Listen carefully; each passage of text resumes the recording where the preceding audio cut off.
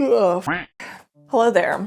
Welcome back to I Draw a Thing and Talk About It, and you're going to listen to it. Today I'd like to talk about a kitten we rescued. Our friend had found him in front of his house in the road. He thought he was dead, so he was going to move him to the side of the road to decompose there. And turns out when he went to get him, he was alive. So he was just laying in the street like a corpse. So he decided to bring him to us because he knows that I can't say no to that kind of thing, and we have a million cats already, so the logic was there, I guess. Also, I guess the rescue centers were closed for the day.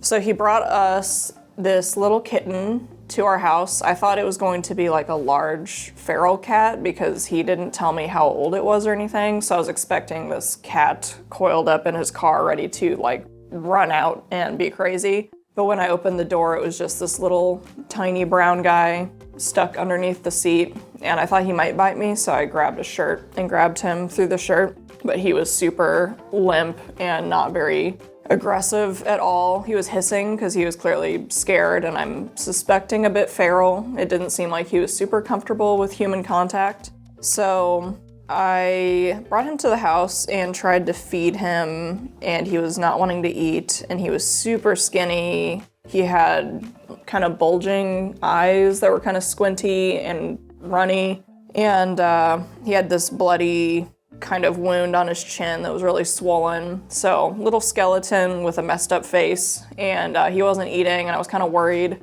When a kitten's that tiny and won't eat, I just kind of was worried he would pass away during the night, just having nothing in him, especially with dehydration. I didn't have any way to get water in him because I didn't have any fresh needles to do a subcutaneous fluid thing. So I decided to go to the emergency vet, and luckily I was the only one there because if you've ever been to an emergency vet, it could take hours just to get seen if your animal's not dying. I think it's like a human ER room really, where as long as you're not dying, you're basically just gonna sit there forever. So luckily we were the only ones there, and he got seen pretty fast, and they determined that he probably was hit by something, either a car or something, just based on the puzzle pieces of the situation. You know, his head being hit and him laying in the road just kind of passed out. It could have been he got hit by a car. It could have been that he was thrown out of the car by someone. It could have been that some other object was thrown at him, or he had been hit by something. There's really no way of knowing, and it's all kind of contradicting because if he's a feral kitten, it doesn't make sense that he'd be thrown out of a window. But if he was hit by a car, it doesn't really make sense because he was so small that I feel like if a car hit him, he would just get squashed. There's no like getting hit by a car and not getting flattened by the car. So I'll never really know what happened to him, but it was determined that he had some head trauma, which is why his eyes were so bulged, because there was some fluid buildup in his head from being hit. So they couldn't, you can't really do anything about it. They kind of like looked him over, made sure there were no broken bones, and he seemed to have gotten away without breaking any bones. They got him to eat, and they put fluid under his skin and gave him a dewormer. I don't think at the time we could give him painkillers because his weight was so low that there's no dosage that they thought would be appropriate to give him painkillers. So got the fluid, got the dewormer, got him to eat, and I went home with some vet, critical nutrition food just to it was the food that I knew he was eating at the vet, so at least I'm like, okay, I know he'll eat that, and it adds a lot of extra calories. So got him home. He was super scared. I kind of just put him in the room with us so I could monitor him. And I wasn't sure if he was going to be alive in the morning, honestly. He was so, dramatically skinny, like a little skeleton. I'm kind of thinking he maybe was injured and then crawled in the road to just pass away because it seemed like he just had no food for a very long time. But in the morning, he was alive, but he, for the first 2 days, I really thought he might not make it because kittens are very hit or miss as far as rescuing them. I know if you follow any rescue pages or TikToks, there'll be kittens and they'll seem like they're doing really good one day and then they crash the next and then they're just gone. So I was kind of worried that situation might happen, and he kind of spent the first 2 or 3 days just sleeping for the most part and hissing, but I was able to feed him with a popsicle stick, so he would eat it off the popsicle stick, but he wouldn't eat on his own for a minute. So it was good that he was eating and he was starting to look better. I took him to my regular vet in the meantime to do a double check on him, and basically they just gave him the look over, said, you know, bring him back in a week or two I think it was 2 weeks, so he could get his vaccines and his reworming, because he had like a lot of worms going on. So the likelihood that he probably had eggs that would hatch later and need to get rid of was pretty high. So just took him home. He steadily kind of got better. He started to like spend more time awake than sleeping. He got more comfortable with human contact. And Hunter ended up naming him Rocky because, I don't know, just seems like an appropriate name for someone who just got beat up and lived. The bitch I lived meme.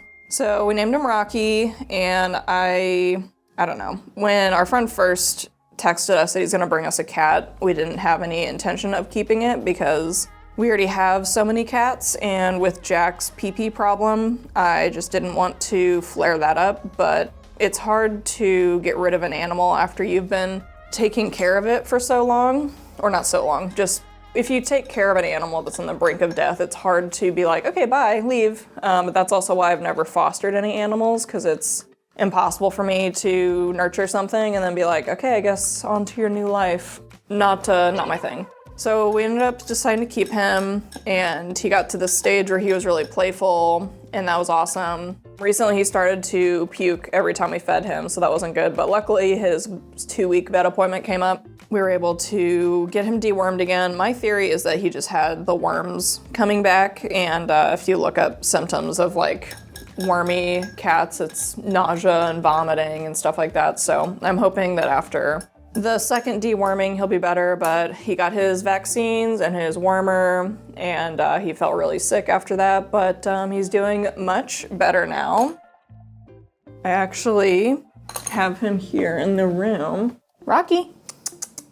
Oh my gosh, he's been behind me the whole time. So this is him now. He is still pretty bony, but not nearly as bad. He's very cute. He has an underbite and he's missing some teeth. I have a theory they got knocked out because he's at an age where he should have just grown them, and instead they're not there. And he's too young for them to have been pushed out by adult teeth. So I think they were knocked out, or he's just a freak, because he does have an underbite, so it could just be that he's a freak. But he's got a little, oh, let go of me, let go of me. You can see he's got like a goopy eye. That's feline herpes, which isn't like human herpes, it's a feline herpes. Look how cute. But he's really chill. That could also just be from lack of nutrition. He's got dirty paws. But he's really cute, really chill, very cuddly, obviously. Enjoying human touch a lot more. He's not really scared of dogs or people anymore. He gets along with the other cats. So I think he'll be a good little part of our family that did not need to grow at all, but it is. So he's here, he's cute, he's gonna be fluffy, and I can't wait to see him just feeling better, gaining weight, and being the best kitty he can be. So if you are finding a kitten, it is kitten season, by the way. If you're finding a kitten that's all skinny and emaciated, if you don't know what you're doing, it is a good idea to take them to a rescue or to a vet to get them checked out, because I can almost guarantee you if you find a kitten outside, it's gonna have worms, it might have feline herpes. The big things you need to look out for if you have other pets is if it has FIV or FeLV, which is feline leukemia, and basically cat AIDS. So if you have other cats and you find a kitten outside, keep them quarantined until you can get them tested. And yeah, just be stronger than me and maybe don't collect tons of animals. But if you do, they are cute. Anyway, so that's Rocky's story, and he's sticking to it. And he's just so chill and cute. Again, I suspect once he gets all the nutrients and isn't sick anymore, he's gonna go into that crazy playful teenage stage, and I'll wanna throw him into the sun, but that's just life. Anyway, thanks for watching. Bye. Oh my gosh, he's waving. How cute. Bye.